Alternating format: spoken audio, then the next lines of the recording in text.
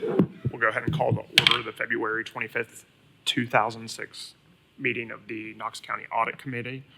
We'll start with the roll call. Haley? Mr. Warren? Here. Commissioner Jackson? Here. Commissioner Jay? Here. Mr. Morrison? Here. Commissioner Thompson? Mr. Wright? Commissioner Jackson, could you lead us in the Pledge of Allegiance? Please stand. Salute. Pledge. I pledge allegiance to the flag of the United States of America and to the republic for which it stands, one nation, under God, indivisible, with liberty and justice for all.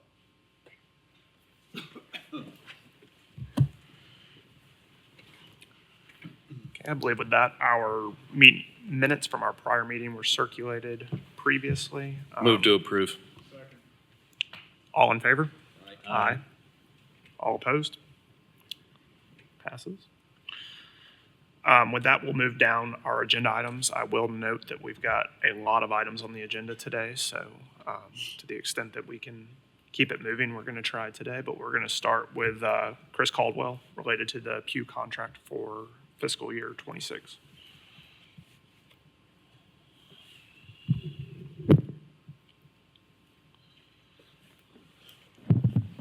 Really quick, we just recommend approval of extending the Pew contract for FY26.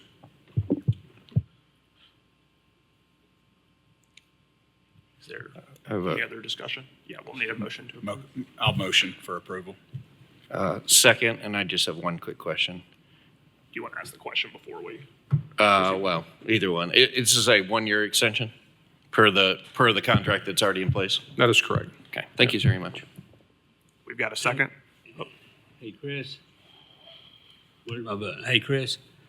Now, this will have to go through a second round in a few months. Do I remember that right? That we, It'll go to commission after this for approval.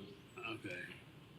All right, well, I remember there were being two steps to it, but we may have already done one of them, so, okay. So our motion is to recommend to commission to approve it, I believe. Yes. Yep. We've got a motion and a second. All in favor? Aye. Aye. All opposed? That will pass then. Moving on to item 3, which is the Knox County School Internal Schools Fund report on the P-card audit from Harrison.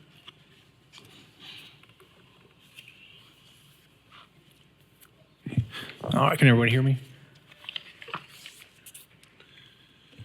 All right. Good afternoon, everyone. I'm Harrison Lewis, Staff Auditor for Knox County Internal Audit. And today I'll be going over our audit of the KCS Internal Schools Fund Purchase Card Program. I would like to thank Mr. Radin and his team and everyone else at KCS and along with the schools we visited for their time and expertise. We know you guys do a really great job over there. We were happy to work with you.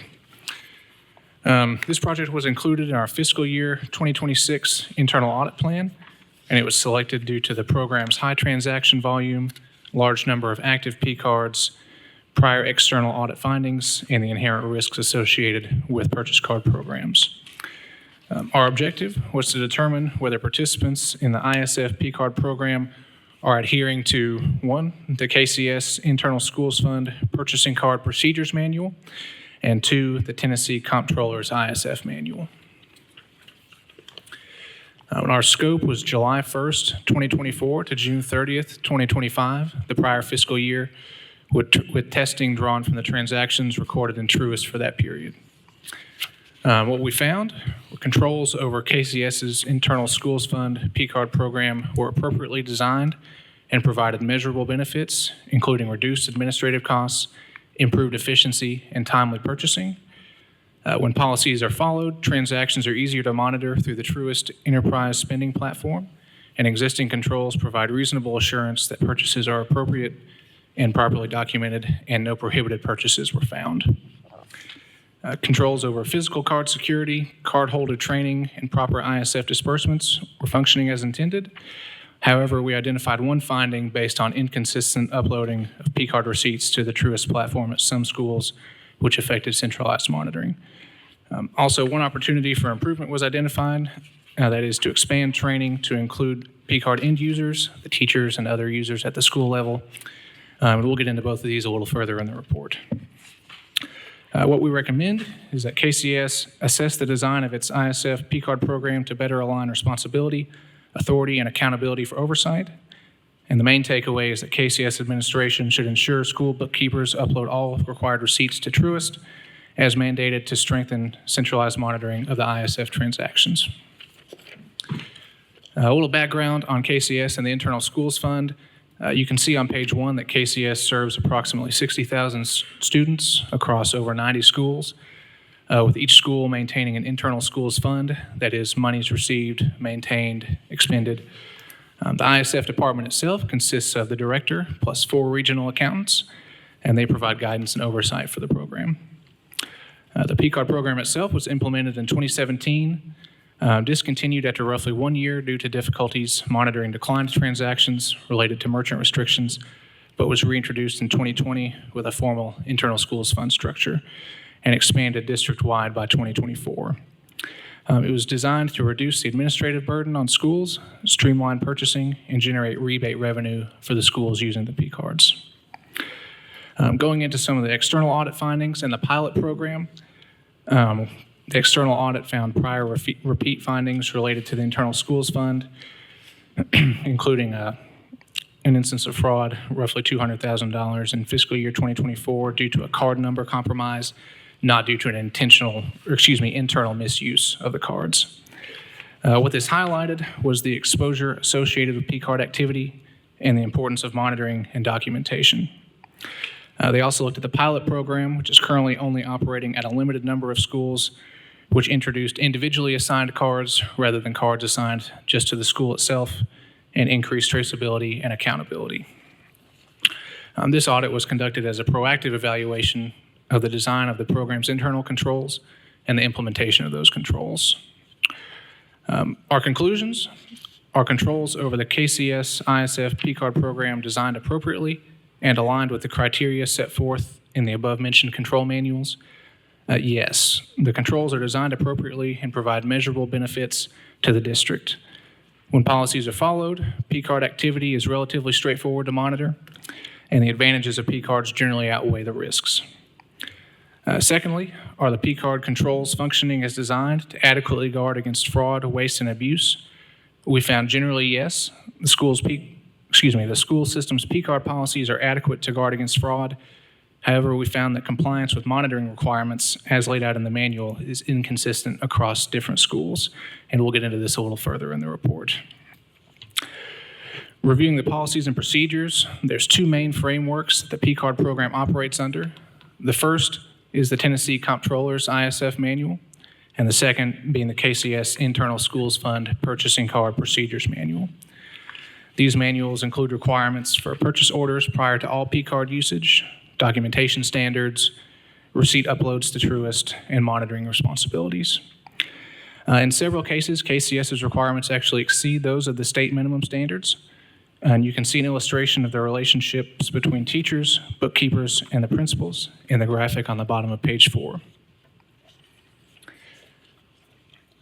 You can also see in the next graphic the life cycle of P-card purchases, where the teacher will sign out the P-card from a bookkeeper, make a purchase, the bookkeeper creates the purchase order, seeks approval, and documents the purchase. Then the principal approves the purchase, along with reviewing the monthly reconciliations performed by the bookkeeper. It's important to note that the KCS manual requires receipts to be uploaded to Truist regardless of the amount. And another important caveat is that at many schools, especially the smaller schools, we found that the bookkeepers end up having to wear several hats. That is, they have other duties aside from P-cards, such as checking in students, speaking with parents, accepting packages, and other administrative tasks along with administration of the P-cards. Yes? I just have one question. Is there, in this system, is there a trigger in which this whole process goes and they issue the PO and it's approved? If a corresponding receipt doesn't get uploaded, does the system sort of flag, hey, you approved this and you bought this, but you didn't put this in there, so there's a gap? Right. There's not a notification that's automatically generated from Truist. The idea being that would be caught at the end of month reconciliations done by the principal. Am I on with that, Garrett? Okay. Does that answer your question? Yeah, I think so. I guess my follow-up question is there a reason it couldn't be every week or every so often triggered, hey, maybe that's what happens every month in the reconciliation, but that feeds into our finding. We're going to get into, in should be more looked real at. time. I know 30 days in a school is like 30 years Right. mentally, so perhaps every week is better than every 30 days just to keep things. And that fed into our finding. That's part of what we recommend. All is right, that it I'm needs jumping to ahead. be- Sorry. That's all right. Like I was saying, some of the other duties that bookkeepers end up having to do along with P-card usage that may cut into, why they aren't looked at as often is they're also checking in students, accepting packages, handling other administrative duties at the school level. Looking at benchmarking, when we looked at the KCS program in relation to Knox County general government, they had similar transaction counts. However, the county uses individually assigned cards with a system-based approval workflow and multiple layers of documented review in the enterprise spend platform. While Knox County Schools uses primarily schools-based documentation with a paper-based principal approval, and ESP access is limited to bookkeepers and ISF staff. And you can see a comparison of transaction volume between schools and general government at the top of page 6. Looking at the governance structure, bookkeepers report to principals and the academics division. The internal schools fund department reports to the CFO under business and talent. And the internal schools fund sets procedures but lacks direct supervisory authority at the schools. Enforcement largely relies on coordination between the schools rather than direct accountability to the internal schools fund department. Looking at our sampling methodology, we focused on key controls over P-card activity, including physical security and card accountability, training and user guidance, disbursement compliance, monitoring effectiveness, and adhering to prohibited purchase policies. We obtained a full population of P-card transactions from Truist for the prior fiscal year ending June 30th, 2025. Our total population came out to 34,856 transactions, and we analyzed transaction volume by region to ensure district-wide representation in our sample. We applied proportional weighting based on regional activity levels. Our initial sample consisted of 69 transactions, with 5 additional transactions judgmentally selected from one of the pilot schools. And you can see a visual breakdown of that sample on page 7. This allowed us to focus on higher risk areas while maintaining broad district coverage. In total, we tested 74 transactions across 12 schools, and you can see a breakdown of where these transactions fell per region and per school at the top of page 8. Looking at what we tested and the results we found, the first, physical security, we observed card storage practices, verified card inventory against the Truist system, and reviewed card check-in, check-out logs maintained by the bookkeepers at each school. What we found were that schools were generally consistent with policy. One exception involved a P-card stored in an unlocked desk at one of the schools in our sample, but this was corrected by the faculty of that school during the course of our testing. Looking at training, we verified required training for bookkeepers and principals, confirmed signed cardholder agreements, and conducted limited knowledge checks with the bookkeepers and principals that we spoke to at the schools. What we found was that required training was documented for bookkeepers. However, for end users, that is teachers and other school personnel, training was largely informal and not standardized. Looking at disbursement compliance, we tested 74 transactions for approved purchase orders, proper authorization timing, supporting documents, sales tax compliance, and proper coding. What we found was no issues of non-compliance in this area, no sales tax assessed, no split transactions or cash advances on the cards. Next, look at monitoring activities. We reviewed monthly reconciliations, principal approval signatures, Truist documentation uploads, and the monitoring of credit limits and payments.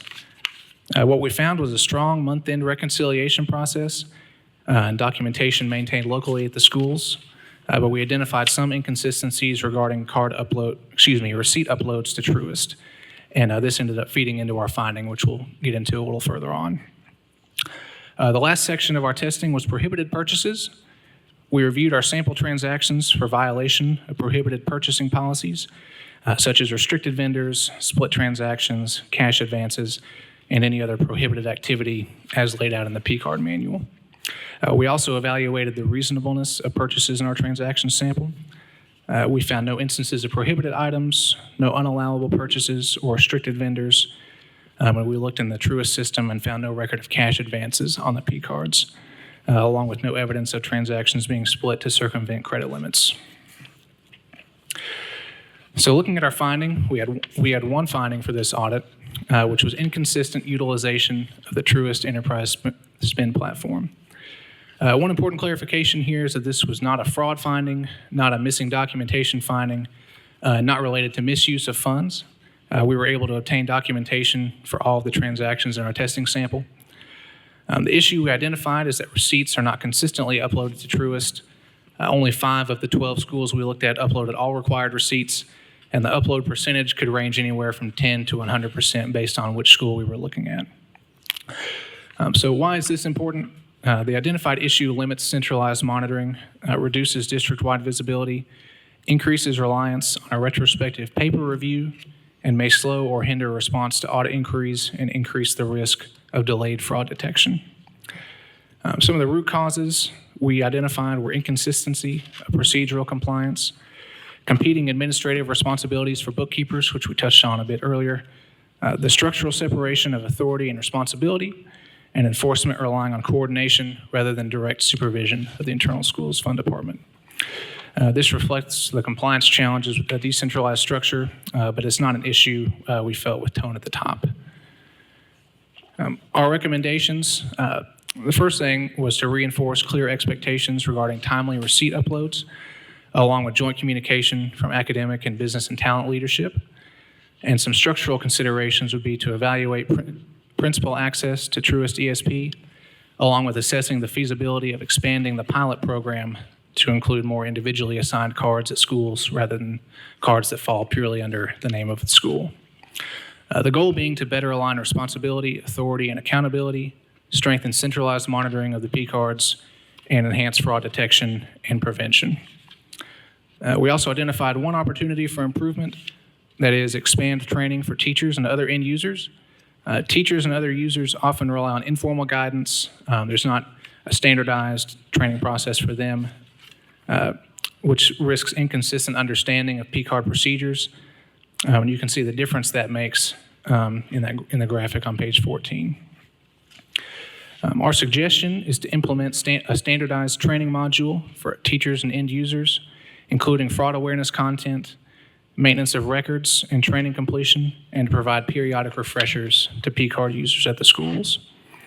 This is a proactive enhancement, not a corrective finding. Overall conclusions for control design, we felt that these were appropriately structured and aligned with state guidance, and again, in some cases, actually exceed minimum state standards. For control operation, we felt they were generally functioning as intended. No fraud was identified. In the transactions that we tested, no prohibited purchases or systemic misuse of P-cards. The primary issue was inconsistent compliance with receipt uploads, which limited centralized monitoring capabilities of the internal schools fund department. The key takeaway was that the program we felt was fundamentally sound. However, strengthened procedural compliance and aligning oversight structure will enhance visibility, reduce risk exposure, and support long-term sustainability as the program continues to grow. And you can see the management response from the internal schools fund department in Appendix A of your reports. We just want to say thank you again to the internal schools fund staff and the school personnel for the time and documentation they provided to us. You guys were a tremendous help, and we thank you again for that. And I'd be happy to take any questions. Thank you, Mr. Chairman. I just want to say really, really excellent report, and to the school system, really well done. There was a time not too long ago, a little bit before I was a commissioner, in where P-cards were front page of the headlines, and no one trusted them, and the public at large was thoroughly convinced that massive waste, fraud, and abuse is going on in Knox County government because of a couple of bad actors. And here we are probably a decade later, and this is an excellent report that shows you all have worked really, really hard, to put a good safeguard in place. People are following them to test so many different schools across the system to find. I mean, everybody looks for waste, fraud, and abuse. Nobody looks for an audit report that says there was no waste, fraud, and abuse, and everybody's doing it well, and they're complying and they're functioning.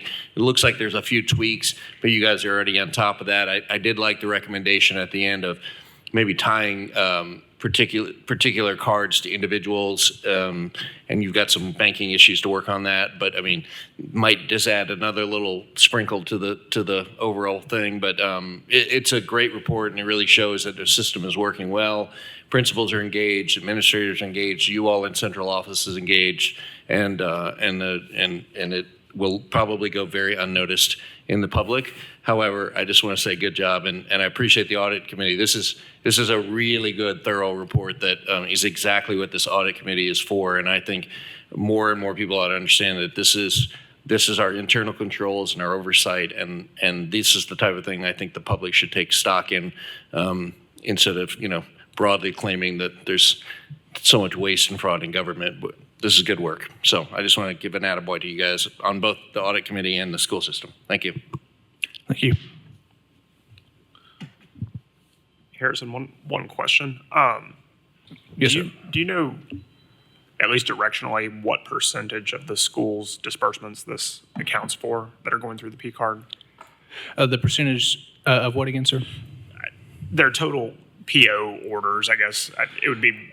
The total dollar amount of what? Yeah. I can get that figure for you, sir. I was just curious how much of it is migrated over to the P card system versus. We may have a historically. copy of it in here. When we did our benchmarking with the general county government, let me take a look. Yeah. Yeah, I can pick that up. The number is in there for the number of transactions and the total amount of dollars spent for the Yes, fiscal top year. of page 6. But I understand what you're saying is what the percent of that is compared to like checks, for instance, right? Yeah, it wouldn't be full. Yeah, I mean, we not worried about didn't pull that salaries. figure. I'm sure probably schools could tell us. Yeah. The overall question is really just how much is it taking it away from the process where we've had some challenges before in terms of segregation of duties. Right. Jennifer Himmelgarn, Knox County Schools. It's roughly 12 million of 25, so almost half. I think that's an excellent stat. Thank you. And I think another detail that may be important is when they were running most of their disbursements off of checks, those checks cost, what was it, $15 a piece per transaction, whereas they don't have they're not getting charged for P card transactions. All right. Any other questions? Doesn't look like it. All right. Appreciate Thank it. you all. Moving on to item number 4, Nathan Wallace, I think will be presenting the Parks and Recs Three Ridges Golf Course sales tax reporting. All right. Good afternoon. Nathan Wallace. I'm a staff auditor with Knox County Internal Audit. So Internal Audit conducted a control risk evaluation of the Three Ridges Golf Course's tax collection and reporting process. So a control risk evaluation, a CRE, it's limited in scope to maintain independence, but still provides engaged parties with information useful to their decision-making process. We do not conduct testing in CREs, nor do we make recommendations for corrective actions. Instead, we evaluate the risks and controls that are integral to the process, create procedural flowcharts, and identify any relevant control gaps.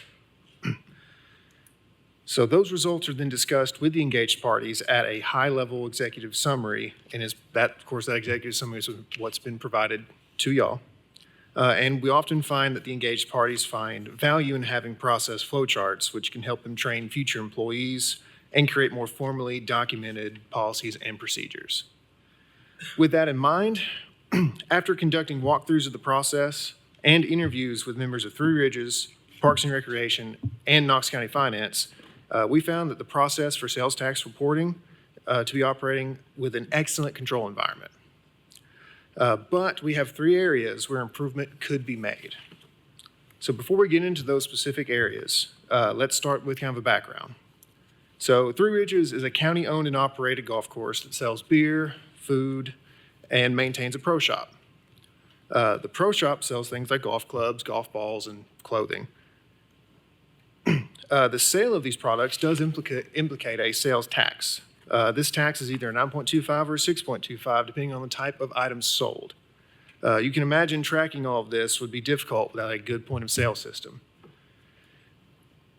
With that in mind, Three Ridges implemented the Lightspeed point of sale system back in September to strengthen the controls around this process.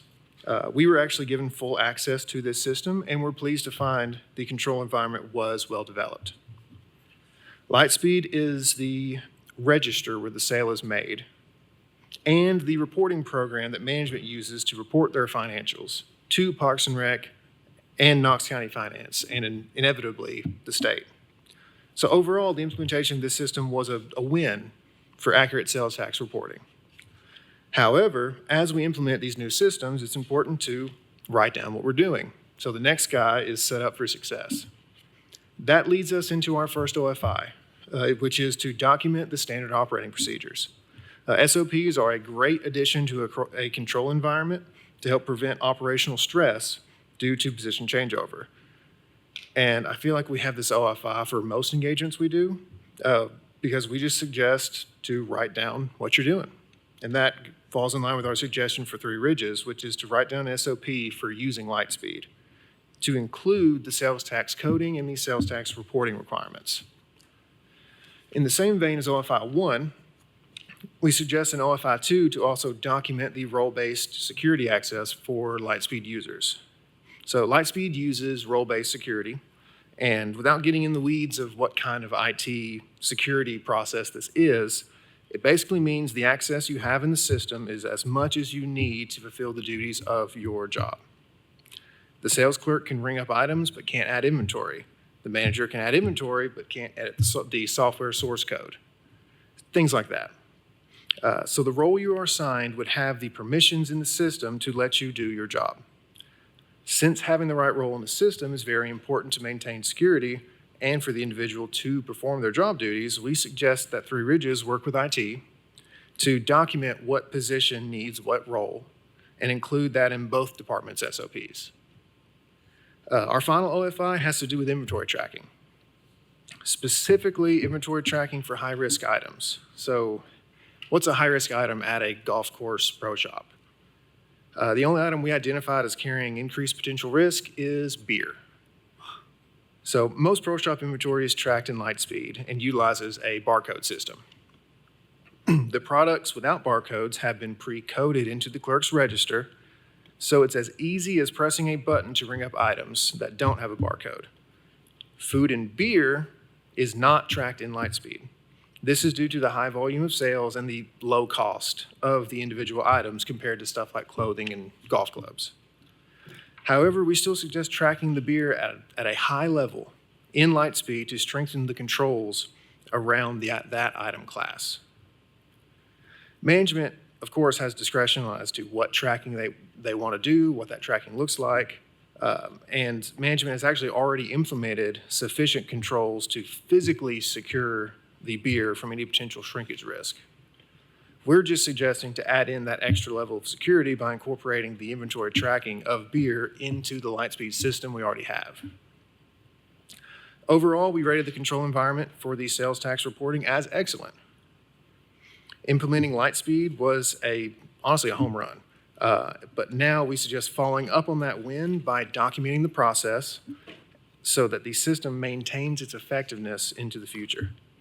And I would like to close by thanking the staff at Three Ridges for being so open and willing to work with us on this engagement, and the team at Knox County Parks and Rec and Knox County Finance for providing assistance with mapping out this tax reporting process from sale to reporting. Attached at the end of this CRE is a flowchart of our process that we hope will be useful to employees involved in this process and for creating those SOPs in the future. Are there any questions? Thank you, Mr. Chairman. Two questions. Why isn't there a response letter? We usually see the department issue something other than we'll take it under advisement. So for CREs, these are non-audit engagements. not typically covered, and actually not covered under the Yellow Book. So since it's a non-audit engagement, there is no management response required. Oh, okay. All right. Second question, what was your score the day you went out and worked? No, I'm just, I actually have heightened objectivity for this engagement because I don't golf. oh, very good. Assigned well, Zach, assigned well. Thank you. Any other questions? No. Appreciate it. Moving to agenda item number 5, I think we'll have Philip Vincent with the internal audit self-assessment. Philip Vincent, internal audit. We did a self-assessment of our department and everything was perfect. Yeah. I'm just kidding. We did find a couple of opportunities for improvement. We did it to prepare for our peer review that's coming up in June. We wanted to find and fix things before then. The objective was to determine whether Knox County internal audit is conforming with applicable professional standards. Those are generally accepted government auditing standards, also known as the Yellow Book. And that requirement is in the municipal code. The scope of the self-assessment included work performed by internal audit between July 1st, 2022 and June 30th, 2025. That's the same scope that the peer review will use. So for our methodology, we gained an understanding of the Association of Local Government Auditors peer review forms. We reviewed our own internal operations manual and our procedures. We selected a random sample of engagements. We looked at 4 audits and 4 non-audit services. Those are control risk engagements, control risk evaluations and agreed upon procedures. So the list of those 8 projects are on page 5. We looked at staff CPE hours and we surveyed staff and management. Harrison helped me with this. So overall, we found that we are conforming with government auditing standards, but we had the 2 opportunities for improvement.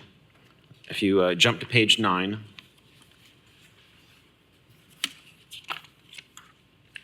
so our first OFI has to do with standard 9.14. It says, when sampling whether the results can be projected to the population. During the testing of our 4 sampled audits, we observed that 3 reports did not explicitly state whether the results of testing could be projected to the population. So for the P-card audit, we did not project those results because of the individuality amongst the schools. But we do have those conversations. We just don't always document our decision in the work papers.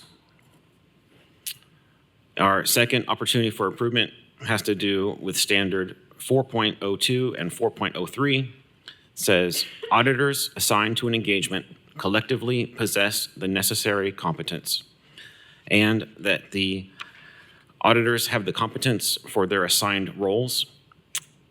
Again, during the testing of our 4 sampled audits, we observed that the engagement teams were identified. I was on the P-card audit. I have prior P-card experience. This is my 3rd P-card audit.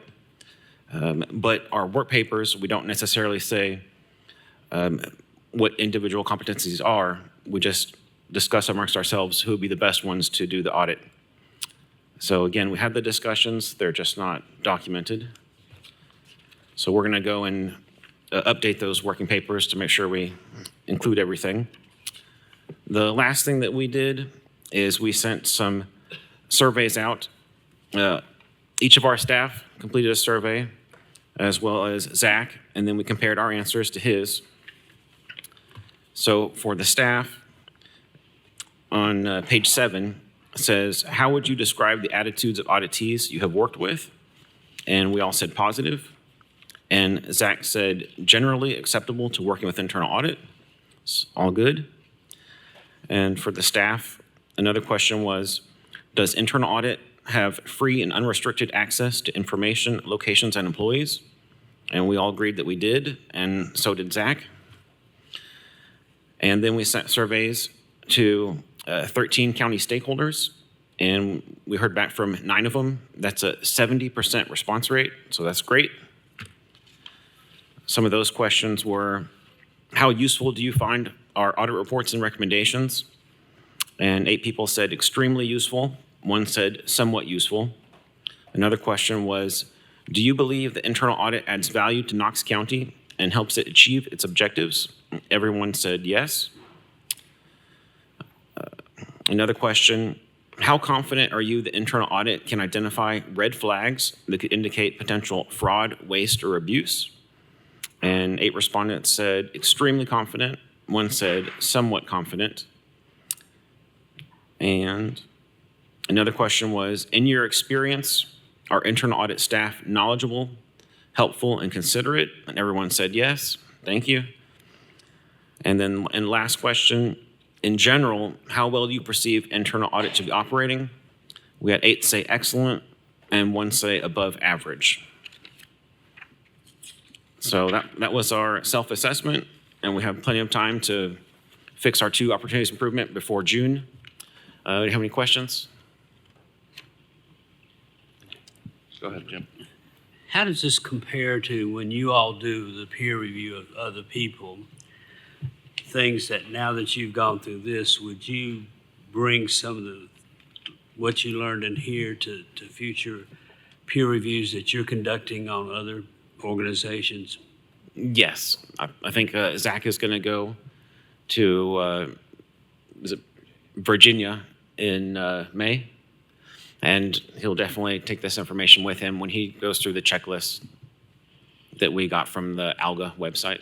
Did you find anything going through here that maybe had been a finding by other peer review auditors, and I don't think there've been that many, but that you addressed or tried to lock in here? Well, one of the things that we looked at was our most recent peer review, Right. and it didn't have any findings in it, Right. so it wasn't helpful. But that's good. So, I don't have any other questions. Commissioner Jay? Thank you, Mr. Chair. On page 3, you talk about the reason you did this is to get ready for your next peer review audit. You said June is that timeframe. When will the results of that come out to us, and what are the levels? In your last peer review, you had a rating of a pass. Is this simply a pass-fail with findings, or is it like pass, did really well and passed well, or super pass, or I mean, is there a grading scale on that? No, I think it's pass with deficiencies, fail with So pass is the highest. yes. Okay. All right. And I think yeah. when you report that back to us for future audit members, maybe put the scale of, we always talk about bond ratings and where are we on the scale, and maybe include that. AAA. Yeah. But when they do come in June, I think they'll just be here for a week, so we should know pretty quick. And then Zach is good about putting those on the website. So I'm sure you'll Yeah, get a I think copy. we have an audit. We usually have one in the summer sometime. So Yeah, we'll have a June meeting and we'll cover it then.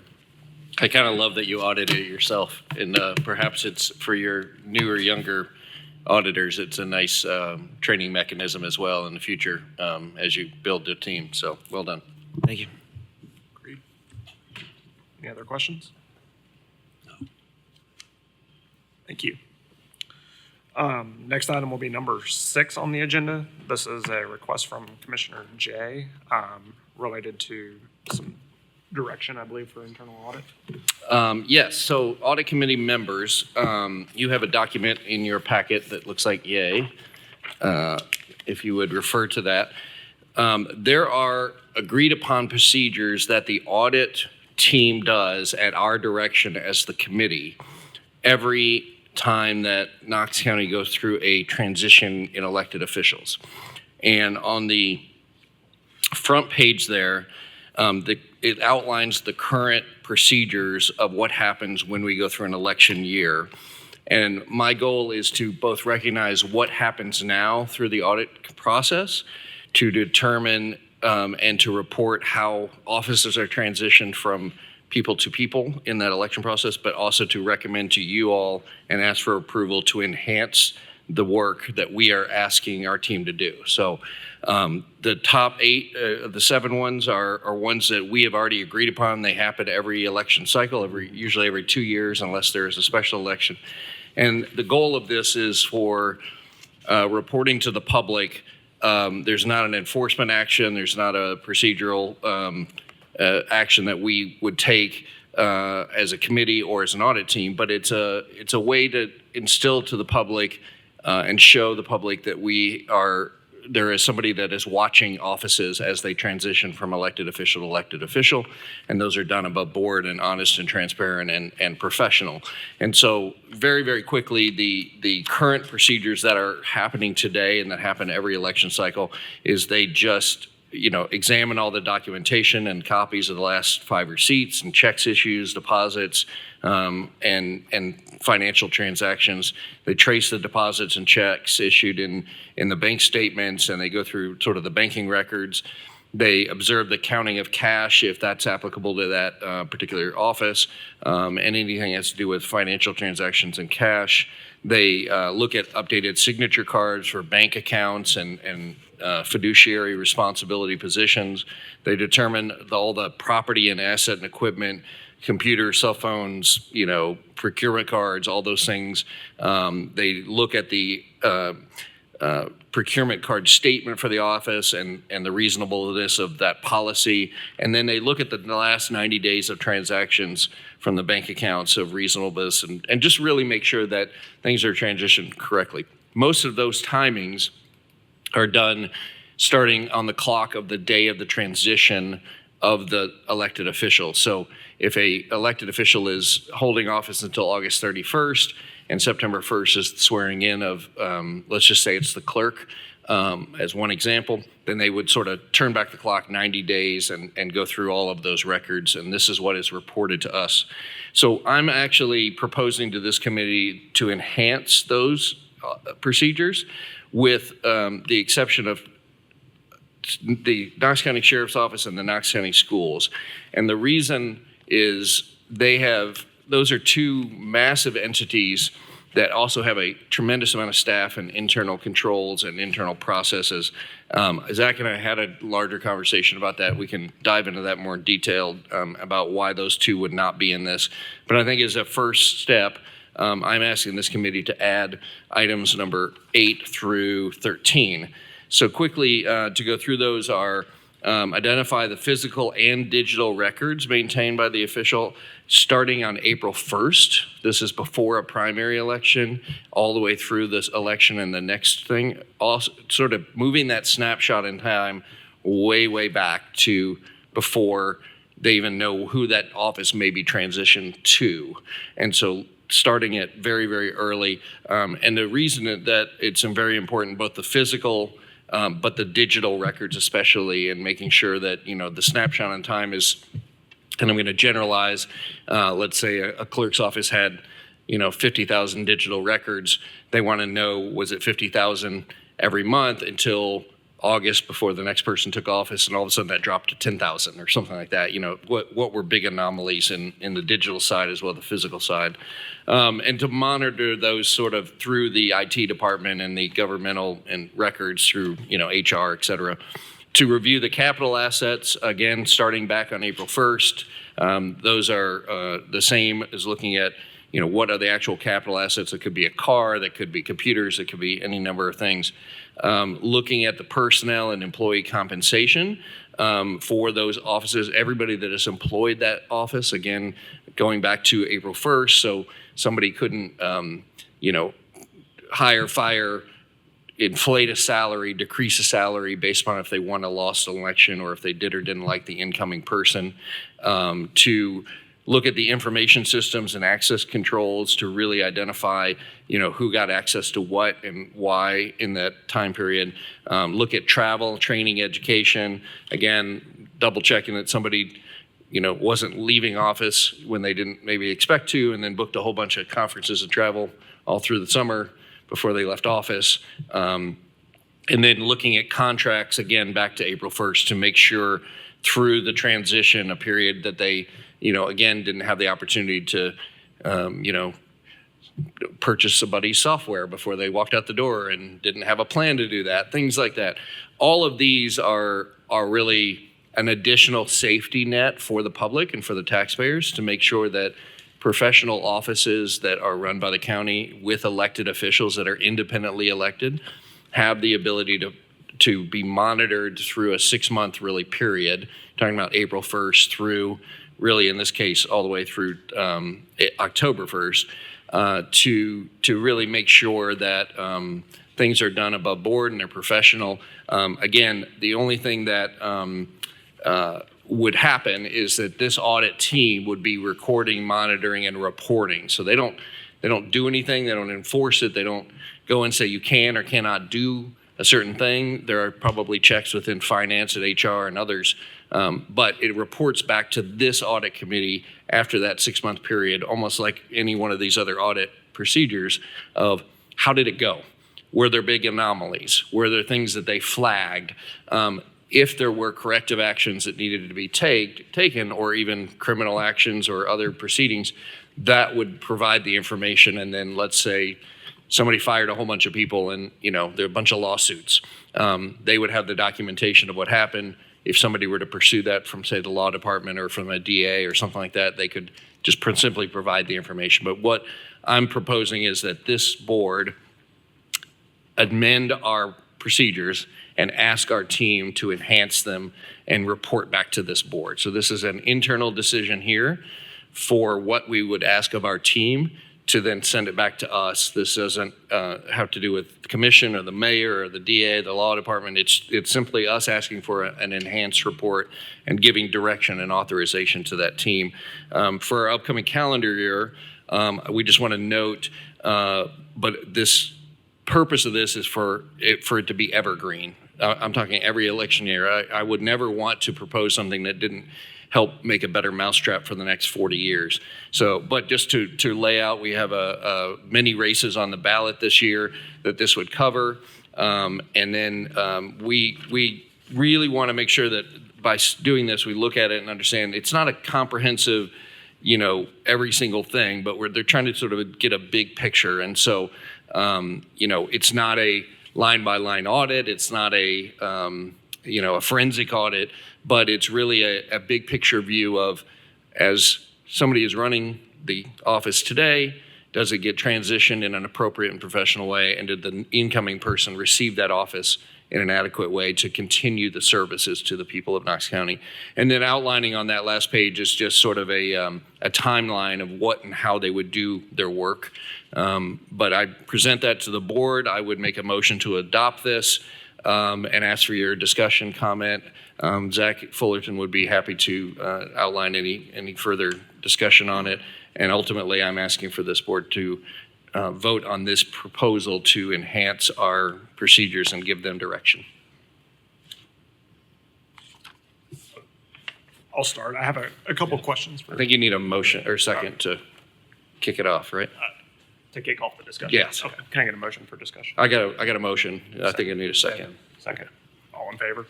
Well, no, wait. Now do the discussion. Okay. Gotcha.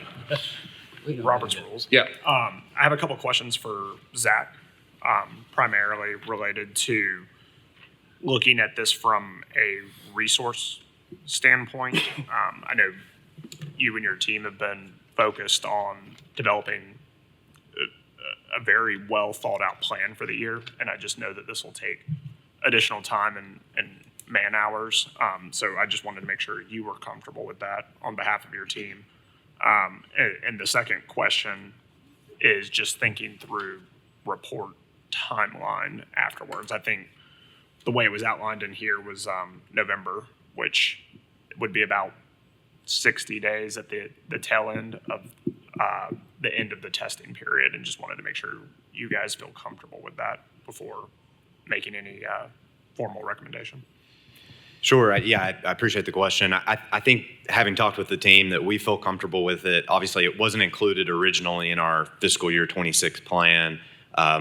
This expansion was not, so we had not previously planned for it. But with where we are in the plan currently, we've already got a good start on what's left on our plan for the year. So, and I think we're going to rely on a lot of the county departments to get us a lot of this information. So that should help alleviate things as well, as long as they're willing and a willing partner, I guess I should say, then I don't think it will be an issue. The reporting, I mean, it's always really hard on the front end of a project to know exactly how that reporting stage is going to go. The way we intended it was October 1st would be the last months of worth of data that we would get, and then report out in November. I think we can make that happen in November. I don't think it'll be a problem. Of course, then you start thinking about holidays and Thanksgiving and everything. But so I guess just bear with us. If there is a timeline adjustment that needs to happen, I'll definitely let you guys know. But I think right now we should be fine. Would you also be able to provide us an update at what we're looking at for the June meeting of this group? Just Sure. Yeah, I'll because I provide know you an at that update, point- sort of where we're at, how it's going. Yeah. I think it'd be helpful to know if there were any roadblocks Sure. at that point in the process. One note on that question, if I might, Mr. Chairman, is they already work with, and the intent of this enhancement is to also lean heavily upon the IT department to provide that data, for the HR department to provide data on our employees, for the finance department to report on transactions. So most everything, even PBA, to look at facilities and things like that. So they would really be reaching out pretty quickly and working with each of those departments to say, what can you help us with, and what do we need to do versus what you can provide? And I think that there's a bevy of departments that would be at the table that you already work with now. That's helpful. Thank you. I thank you for bringing this up, because I think it's important for us as a group that's a steward of the resources of the county. I have a few comments, and I like this, what you've put together here to help. I remember over the last, it seems like several elections have gone on and office holders have changed, and we get a brief description in here. We talk about it a little bit beforehand. Maybe the audit committee meeting right before the whatever the voting date is in August or whatever, not so much the primaries, but and when I started looking at it, I go, gosh, we do a lot of this, and then I started looking at these other ones, 9 through 10. I think it'll be very helpful to see some of that. Now, I don't know where that might add things into what you do, because I sort of remember it being a little more of, did they, P cards, phones, was there a cash count needed, and some things like this, a little more, I guess, basic. And some of these things, maybe adding some things, I think that'll be helpful. I don't know about, what you'll do to, kind of bolster this with, whether you're talking about the capital assets or compensation or information system. I think it'll be really good to be able to see how you all, I'm not sure what I understand what the board is, but how you parlay that into the end result. I think it's going to be very helpful.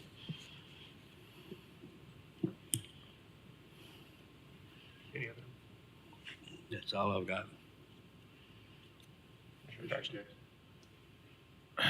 So is this agreed upon procedures auditing our our procedures for in the past for transition of elected officials?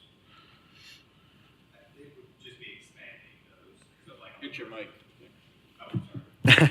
It would be just expanding those. We've always traditionally done the first 7 procedures that are outlined on page 1. We work with external audit to do those. But yeah, 8 through 13 would be an expansion of what we have done in the past. So in the past, we've had the audit committee recommend the first 7 and assign us to do that, and we go forth and do that. And now this would have us accomplish all 13 tasks, procedures.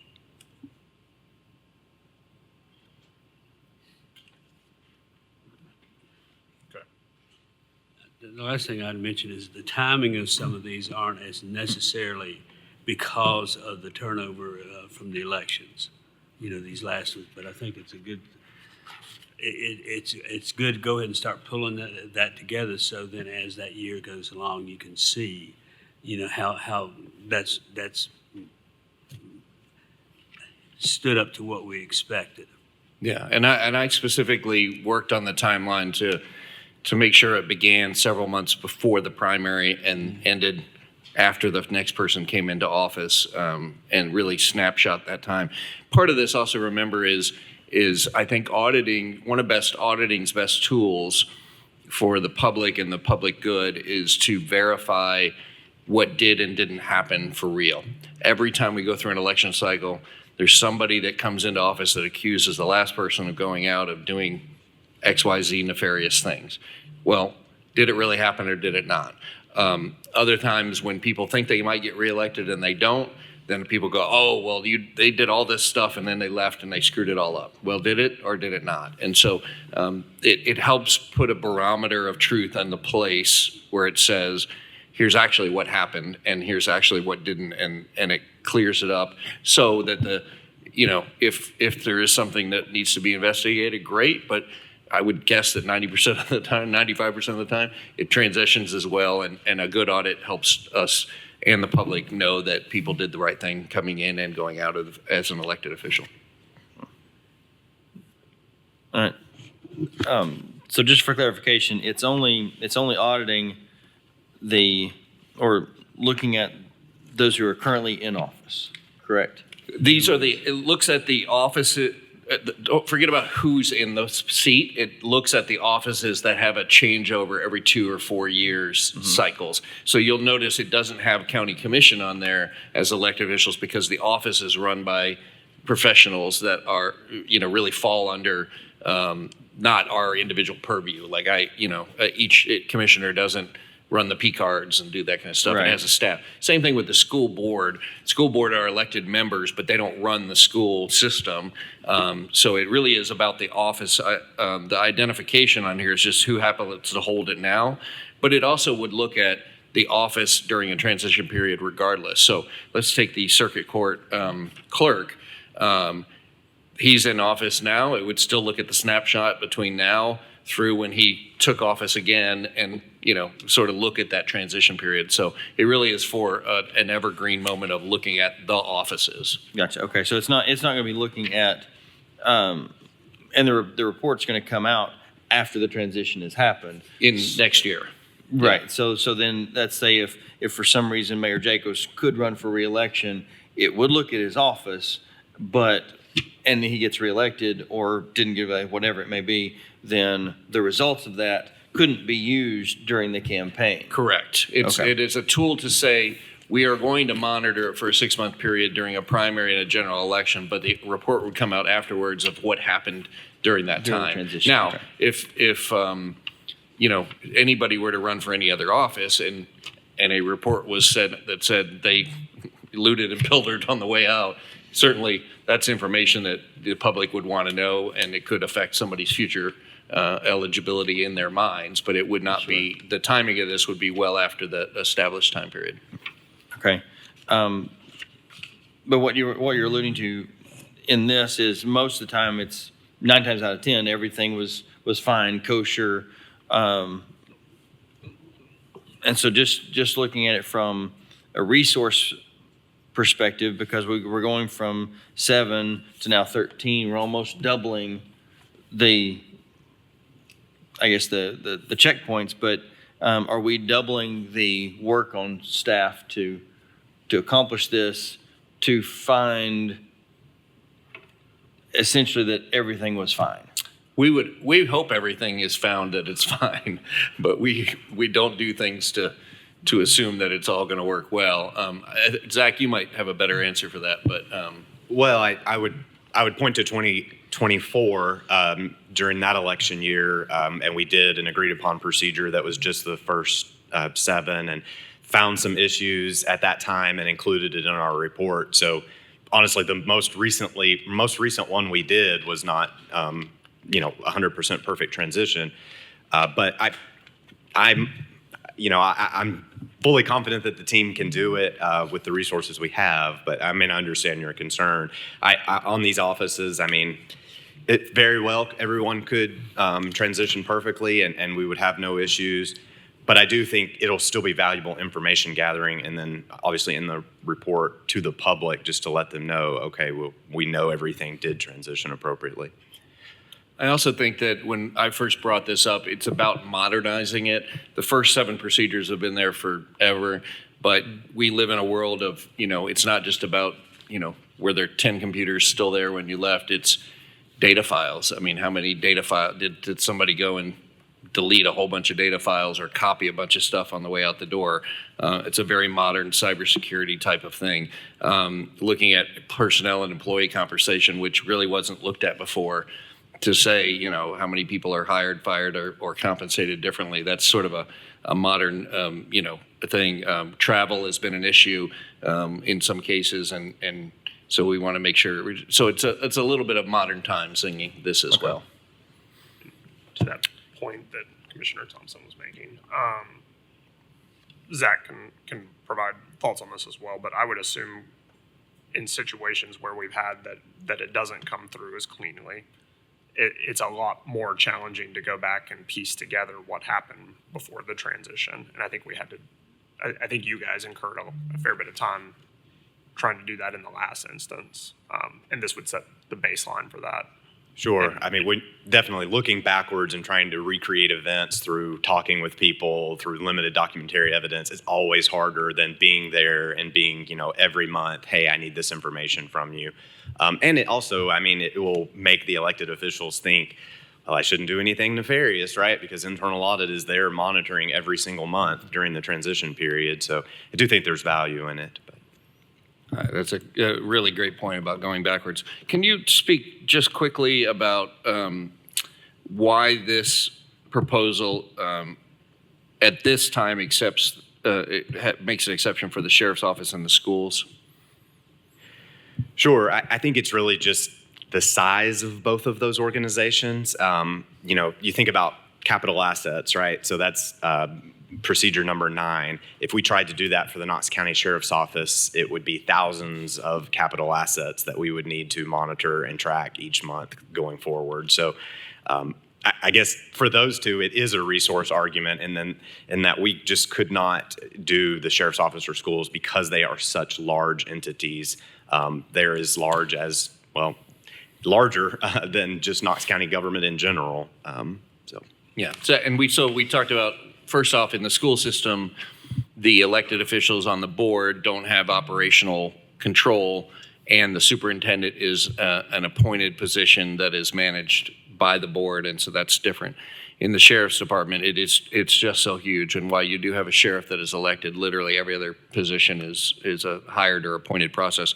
I do think that if this audit committee agrees upon this and goes through an election cycle and finds value in it, and in the future says, we really find value in it, but we want to expand the scope one more time to the sheriff, then they could come back with a proposal and say, great, if you want us to do that and you feel like we're doing this well, we need X and Y more people, and that'll be a budgetary decision. But we wanted to get in, given that we're right up against it time-wise and we have our team, we just sort of wanted to start here and then work our way out.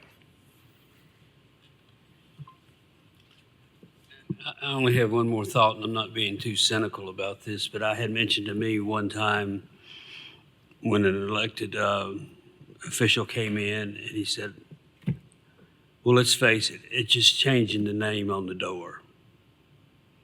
And so maybe if you can keep that from being the perception of this, so. Yeah, if you're the elected official and you've been through it, I think it's a lot more than changing the name on the door. Mm-hmm. So, That wasn't my comment. But you're right. That's all. Any other comments, questions? I believe the next step would be that we would vote on directing internal audit to complete the agreed upon procedures as outlined. Correct. Yeah, we have a motion and a second. We are voting for our audit committee to give them direction to do their work. They will report back to here. Is there a motion? Okay. Second on them. Oh. Yeah. All in favor? Aye. Aye. All opposed? Motion carries. Thank you very much. I look forward to seeing the report next year. With that, we'll continue with Zach with the internal audit update.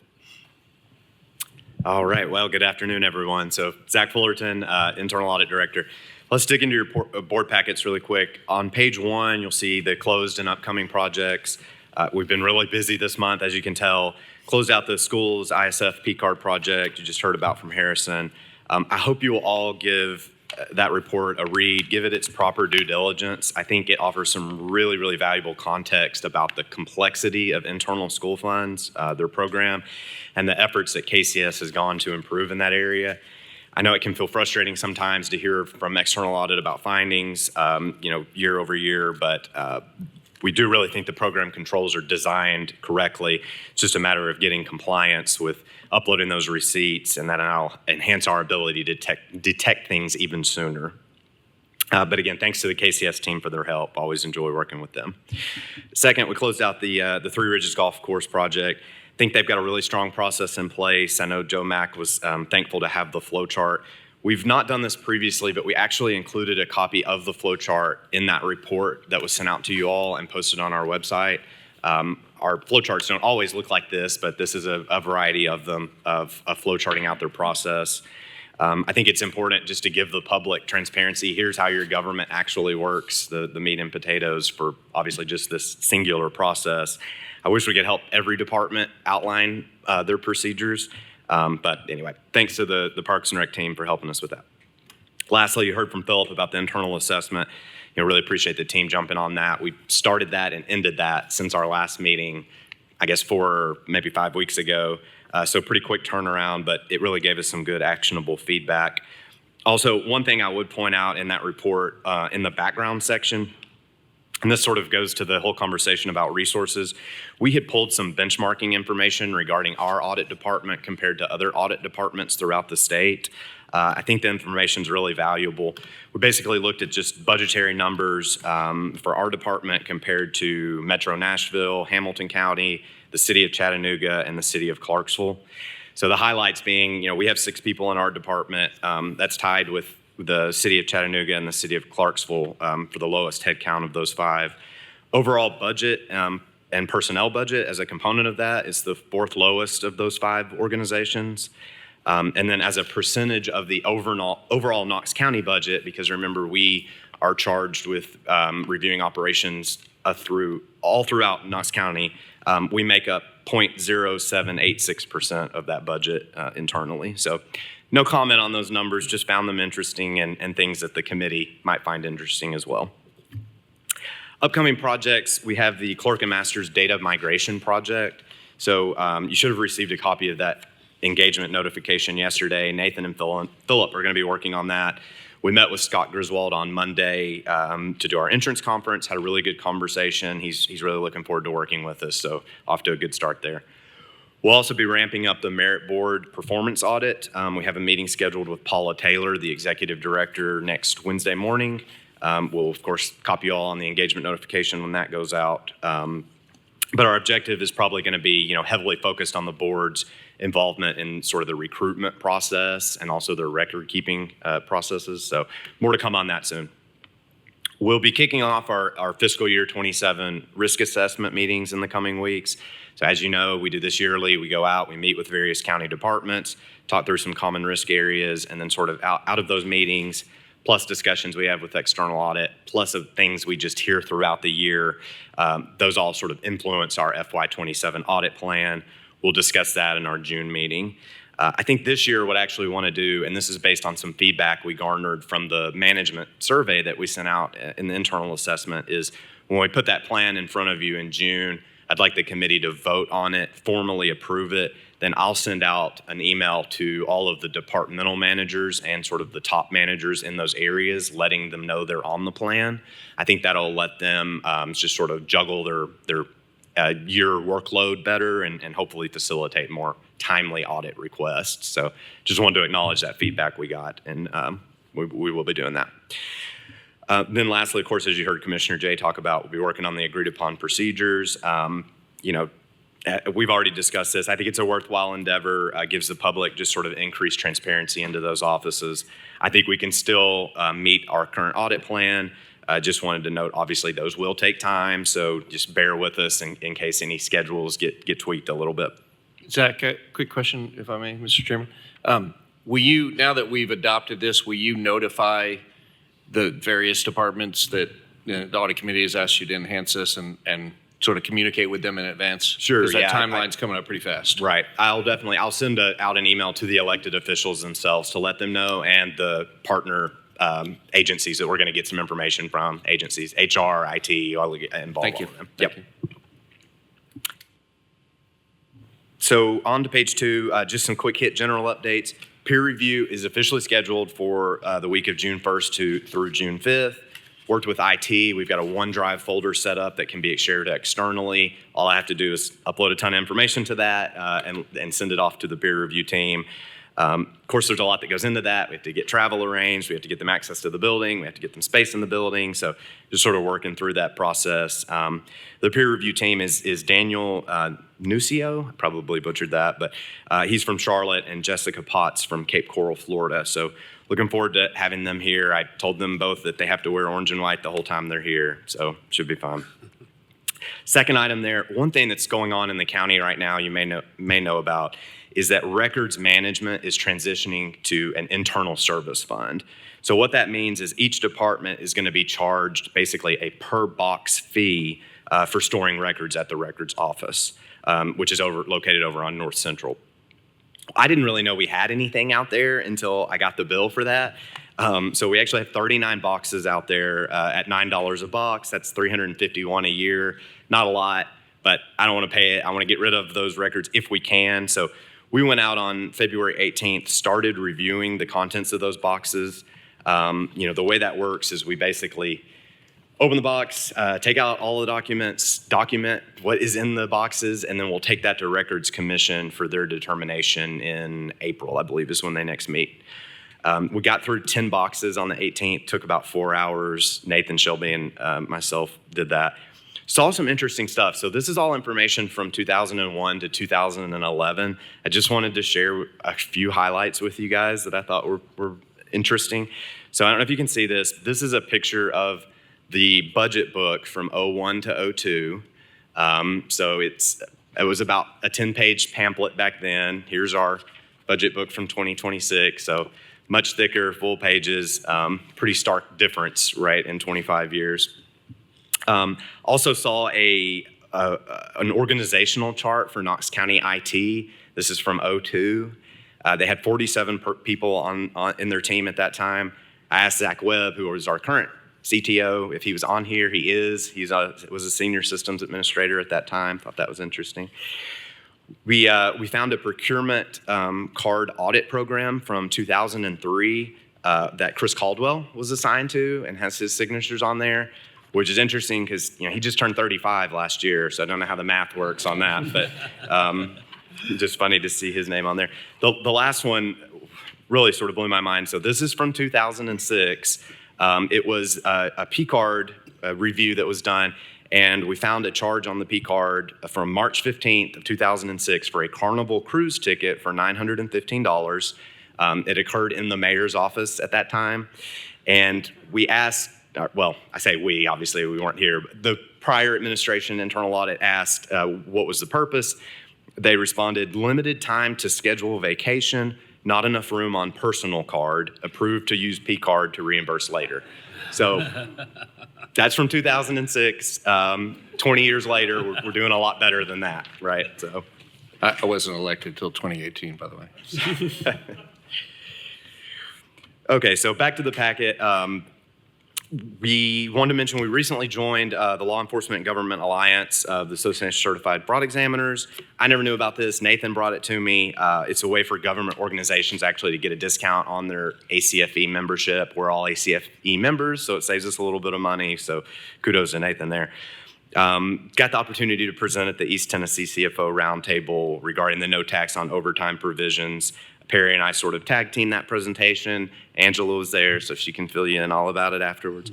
But just wanted to thank them for inviting me. I always take that opportunity when I'm in front of other counties to say internal audit is very important. Every county should have it. The last thing, submitted a request to the mayor's office for a proclamation honoring Internal Audit Awareness Month. Internal Audit Awareness Month is May of every year. Often the state governor will sign a proclamation honoring that month. So I thought it would be nice if the county mayor did as well. I think they're going to honor that request, and it'll actually be presented at a future commission meeting. Not sure if it'll be March, April, but that will be in front of you all at some point. Continuous auditing update. Obviously, we met last month, so we only have 1 month of data, right? No real issues on vehicle usage. Saw a trip where they took the vehicle to Nashville, reached out to the department, confirmed that it was work-related, down 1 day, back the same day. No issues there. For employee travel, only thing we saw was an instance of an employee paying taxes on a hotel stay in Nashville, which is generally against policy. I would say it can be a real challenge to get taxes removed from vendors sometimes. I think we actually have 2 charges on our P card right now where we're going back and forth with the vendor asking to get the taxes removed. It's not like you go through the online checkout and just hit a toggle that says no tax. You really have to reach out to the vendor, explain that you're tax exempt, give them the certificate, wait for them to process things. So I don't want to hammer people too hard when tax shows up because it is a big burden to get that taken off. But it is important because it is taxpayer money that we don't want to spend if we don't have to. Onto the hotline on page 4. Only update, we had 1 new case submitted to us in the last month. We closed it out, no other changes. So that brings us to a total of 23 total cases in the last, 18 to 20 months. Again, 2026, it is an election year. Fraud, waste, and abuse gets discussed a lot. That is why we're here, part of the reason why we're here. So if you have legitimate evidence, if you have legitimate concern, please go to our website. Please call our main hotline, our main telephone line, submit a hotline, submit a new case. Everything that comes to us either gets investigated if it relates to fraud, waste, or abuse, or handed off to a partner agency if it's within their purview. So please don't let it just be a talking point. Bring it to us. We will investigate and do our due diligence. And then finally, on the recommendations on page 4, did have 3 open issues that reached the 12-month mark in February. That's when we traditionally go back and follow up with the auditee. Those are all related to the audit of PBA's space management in the city-county building. We reached out to PBA and Finance because they had a recommendation as well from that audit. Found out their PBA is currently renovating some areas in the city-county building, so their space allocation map is sort of in flux right now. So we said, okay, you guys finish that. We'll extend these through the end of May. We'll circle back at the beginning of June and see what actions they've taken at that time. So that's it. I know sort of short update since we just met in January, but does anyone have any questions?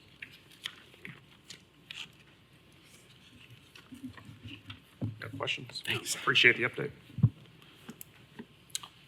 And with that, I think we can go ahead and transition to Ted from Pew with the external audit update.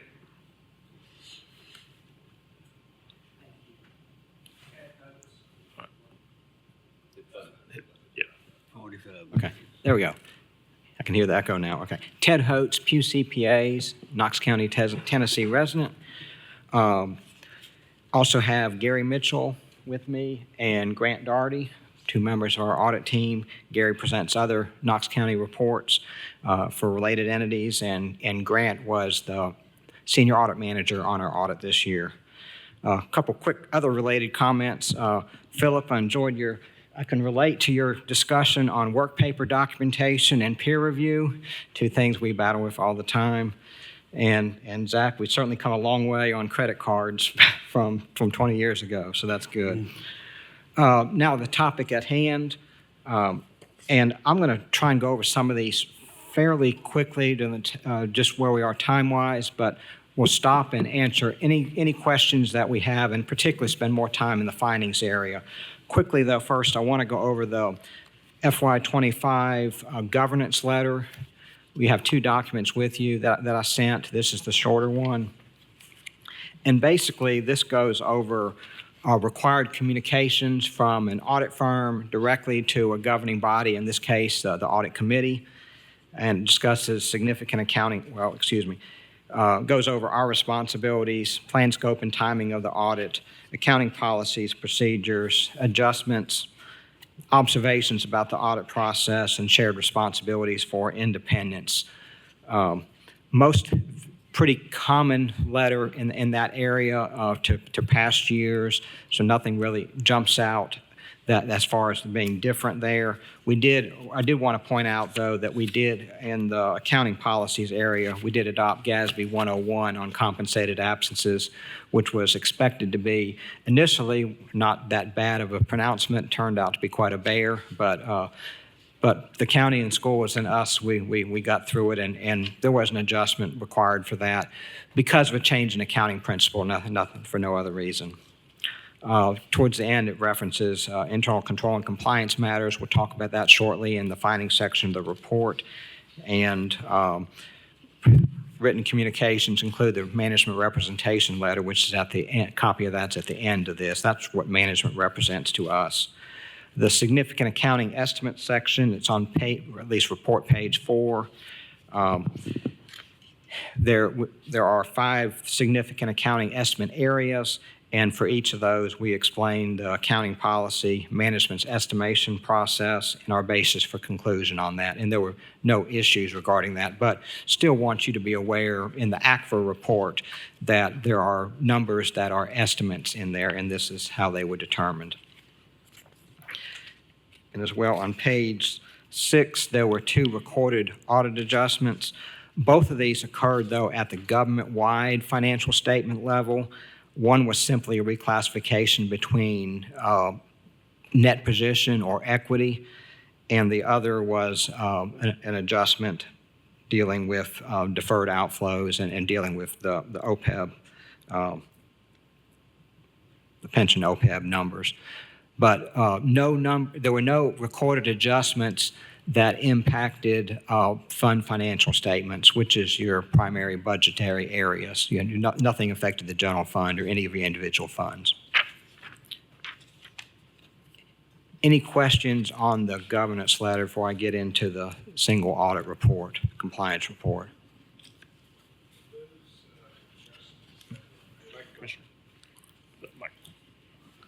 Are those adjustments that were made,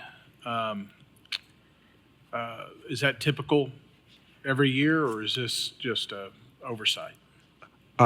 It's typical that we have some audit adjustments. In this case, the impact on, net income per se, there was no impact on the fund financial statements. Impact was just on the government-wide financial statements. The Knox County report, as you look at the ACFR, is an extremely complicated report. It's very well prepared by management, by the finance department. We do assist with the review, and from time to time we have adjustments. There's usually a couple adjustments each year, so I wouldn't consider anything abnormal. I just mean, is this a typical, like every year you go through in this specific instance of moving stuff from, transferring it between these 2 categories? Is that something that happens frequently? Yes. Okay. Yes.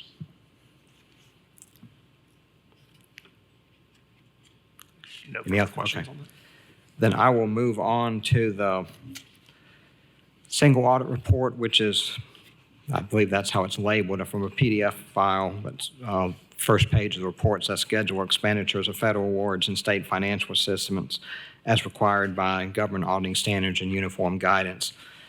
I'm going to use basically off the table of contents. The first 2 reports in here are required compliance reports. The first one is on Yellow Book standards, or basically government auditing standards, basically deals with general compliance rules. And the second one deals with compliance with major programs for the major programs that we tested. After that, on page 6 starts a schedule of basically the federal grant schedule. And on page 16 starts the state grant schedule. What's interesting here is if you look at the schedule, you can see what federal monies and what state monies were received and spent by Knox County and Knox County schools during the year. Between the 2 of them, between the county and the schools, federal dollars amounted to about $170 million in FY25, and state grants were about $49 million. I'm going to move forward to the actual findings themselves, which are on, well, the schedule of findings and question costs. First, the summary page, which is on page 22. And of reference here, there are a couple compliance findings which I'm going to talk about, which is why some of the boxes are marked X on this page. But the other important thing I wanted to show you here were in the major, towards the bottom, it lists the major federal programs that we physically tested during the year. There were 4 of them, and those are the 4 that we tested this year. So I'm going to skip forward to page 23 then, which is the next page, and start the findings area. The first finding deals with bank and liability account reconciliations. This finding is a repeat matter. It's a matter we've been dealing with for a few years. It's outlined, and for each of these findings, there's going to be a criteria, then there's going to be a condition section, there's going to be a cause and effect section, recommendations from us, and management's response. The condition typically is the core of the finding, and here I'm not going to go word for word since it's fairly long, but it really deals with reconciliations, and it's a complex process, and also with the timing of the reconciliations. Recommendations are made, and then we have a response from both Knox County Finance Department and from the Knox County Trustee Office. It's a complex reconciling process through the trustee's office, and those in the conditions, some of the challenges that we had during the year. Obviously, we got to where we need to be, and but there's still room for improvement in this area. Okay, any questions?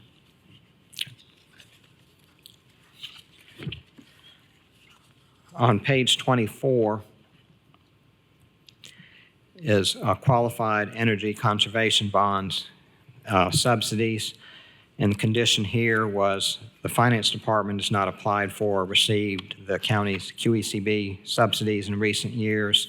As of June 30th, 2025, the total amount of the subsidies owed to the county was approximately $2.2 million. Part of the management response is that they've prepared each of the past IRS forms to request the subsidy payments. The current and past due subsidies have already been submitted to the IRS for request for payment.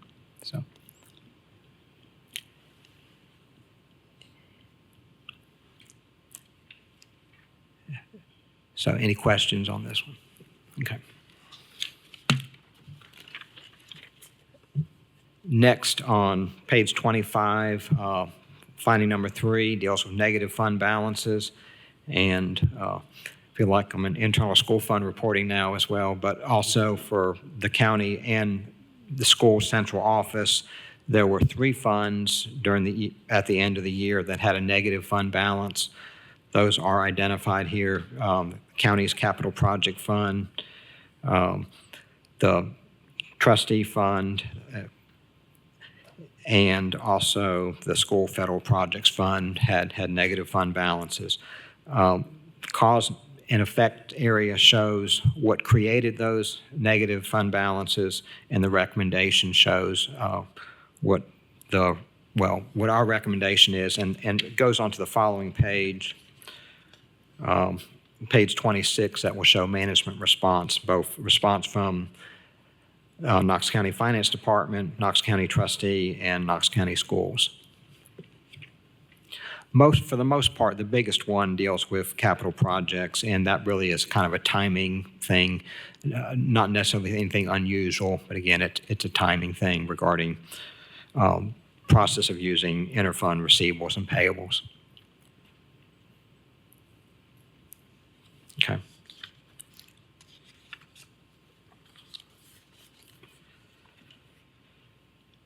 Number 4 deals with, on page 27, accounting for paid time off at the Juvenile Detention Center. And condition there is paid time off has not been properly tracked for employees in the center in recent years.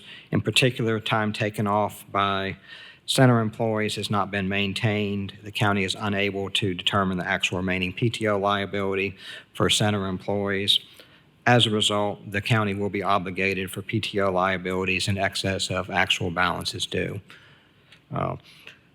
And part of the response is PTO balances are now monitored by the current management staff and maintained by county's payroll department.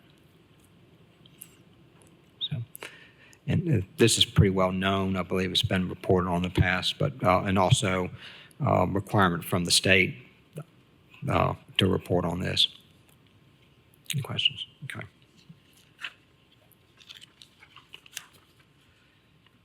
Page 28, county vehicle usage, another matter that's also been reported on by the state, deals with county vehicle usage where county officials failed to properly administer the use of county vehicles, where no documented emergency or IRS exempted responsibilities, the vehicles are being used. Part of the cause and effect, the county officials did not document that a take-home county vehicle served to benefit the public purpose through efficient delivery of county services. So again, this is a matter that's been reported on by the state as well, and we're required to report it additionally. Questions?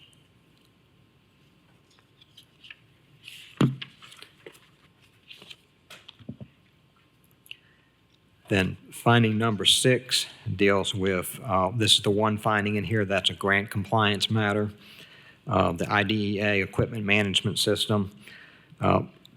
Of note, if you look at this page compared to the prior pages, the format is different on this page because it's a grant finding. They have their different reporting requirements for a grant finding than a regular compliance finding. Goes with program identification, criteria, condition, cause and effect, question cost, if any, context, and then recommendations and management response. Basically, in the condition, we noted instances where score equipment was not being properly tracked. Issues included equipment not being entered into the system with a correct value,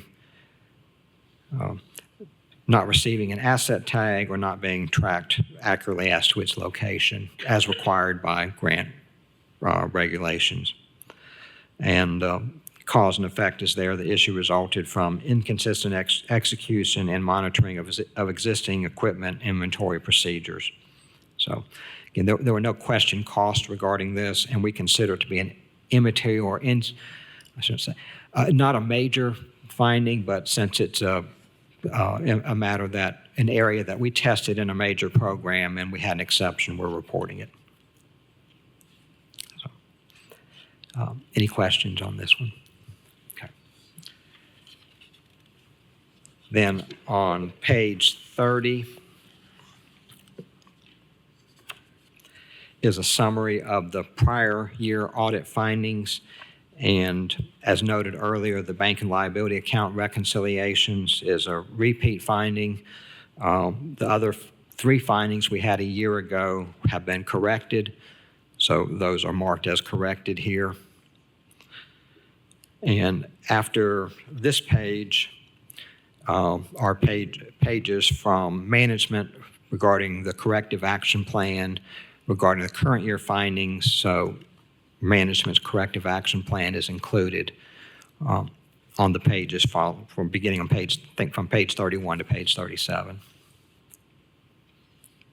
So, and that's the report. Any questions on the letter or on the single audit report, or any follow-up questions on the findings that are included in here? I'd be glad to address. I don't think there's any questions. I guess, Mr. Chair, the only question I have is, are there any questions that you feel like we should ask that you want us to elaborate on? Yeah, I know. Usually when I'm presenting to a group, I've got, well, I hope they ask this, or I'm prepared for that. So we don't know if there's something that we need to ask. No. Good question. Interesting question.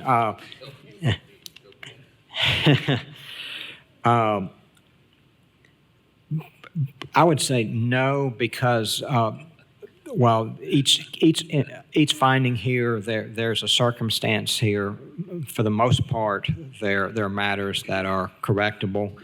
And the first finding is one that we've discussed at great length in past years, and it's really kind of the current process that's being used becomes difficult.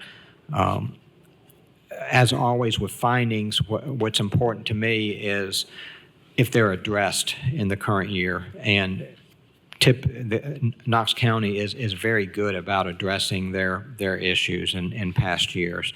I realize we have one repeat finding, but that one's a rather complicated one and not one easy to resolve. So that would have to completely change the process, and we're talking about trustee transactions, which would again be very difficult to do. So, I think what will be important is we had findings this year like we typically do, and make sure that the ones that can be corrected are addressed and corrected, and keep following up on the corrective action plans that management has provided and making sure that management follows through with them. Okay. No further questions? Okay. Appreciate that. With that, I think we've wrapped up most of the agenda for the day. In terms of planning for the future meeting, I think we've mentioned multiple times that we'll likely need to reconvene in June. Zach and I'll work to get that scheduled and find the appropriate room. I think we determined this cadence works well in terms of the commission meeting day, so we'll likely try for the same setup. I think that's the 22nd. The 22nd. Now there's retirement for the 3. Okay, so we might go 1 to 3. Yeah.